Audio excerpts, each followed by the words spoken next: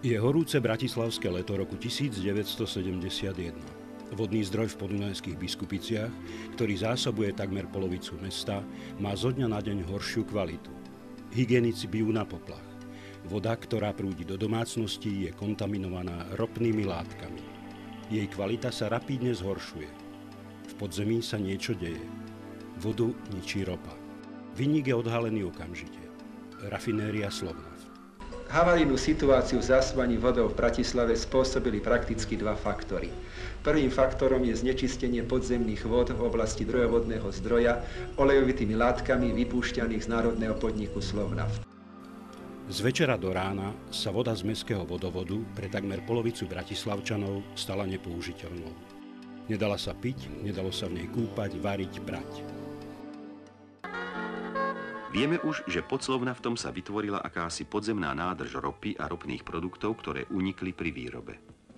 Jej objem odhadli odborníci v roku 1973 na 100 000 kubických metrov. Bolo by vlastne čudné, keby tieto oleje napokon neznehodnotili podzemnú vodu. Ropné látky unikali na terén, z terénu presakovali tie ropné látky až dole po hladinu podzemnej vody 4, 5, 6 metrov, áno, a tam sa tá ropná látka nazhromažďovala na hladine čistej pitnej vody, áno, a boli tam vrstvy 3 až 4 metre hrúbky, samá ropa, ktorá plávala na hladine tejto podzemnej vody. Takmer rok bratislavské vodárne zásobovali polovicu mesta pitnou vodou z cisterien.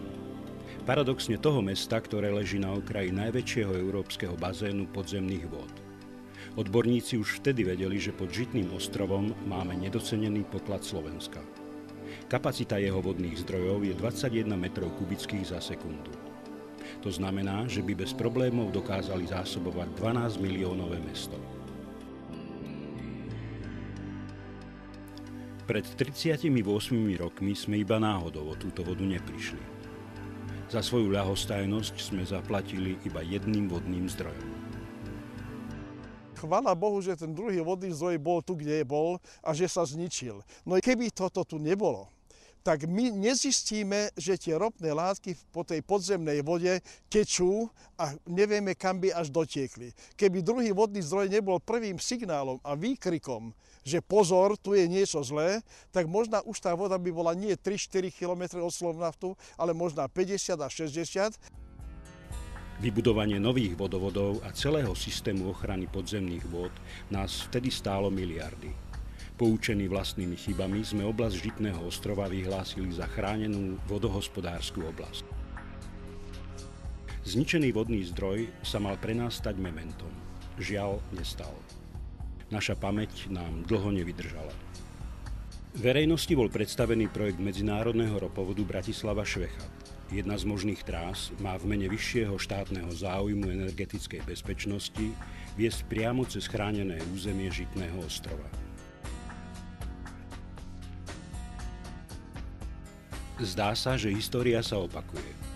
Tak, ako sme sa pred polstoročím s trestuhodnou ľahostajnosťou pustili do výstavby rafinérie bez akejkoľvek ekologickej ochrany, dnes sme rovnako nevšímaví voči možnosti ekologickej katastrofy už nie iba slovenských, ale európskych rozmerov.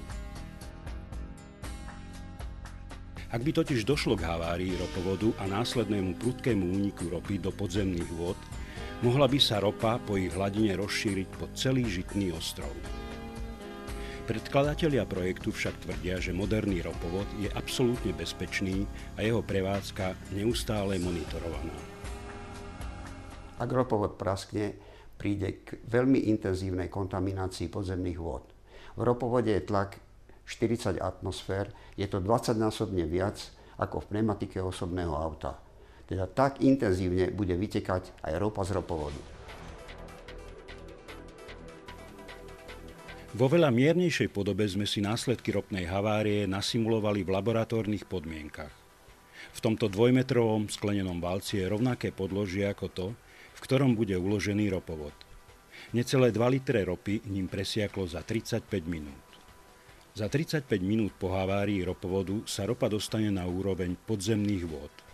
Za 35 minút však ani ten najdokonalejší ochranný systém nedokáže miliónom litrov ropy zabrániť v ich presakovaní. Nedokáže zabrániť zničeniu alebo vážnemu poškodeniu najvýznamnejšieho vodného zdroja v strednej Európe. Priaznivci ropovodu hovoria, že pri výstavbe ropovodu budú použité všetky najmodernejšie monitorovacie a ochranné zariadenia. Ale nič z týchto zariadení nemôže ochrániť ropovod voči teroristickým činom. Žitný ostrov a jeho vodné bohatstvo sú opäť v ohrození. Aj napriek tomu však nestojíme pred dilemou postaviť alebo nepostaviť ropovod. Stojíme pred rozhodnutím, ako ho postaviť tak, aby neohrozil ekologickú bezpečnosť nielen Slovenska, ale i bezpečnosť najvýdatnejšieho bazénu pitnej vody v celej Európe. Stojíme pred rozhodnutím, ako postaviť ropovod tak, aby jeho trasa územie Žitného ostrova nepretínala, ale obišla. Ak sa rozhodneme nesprávne, tak tieto obrázky spred 38 rokov sa už v blízkej budúcnosti môžu stať opäť smutnou realitou.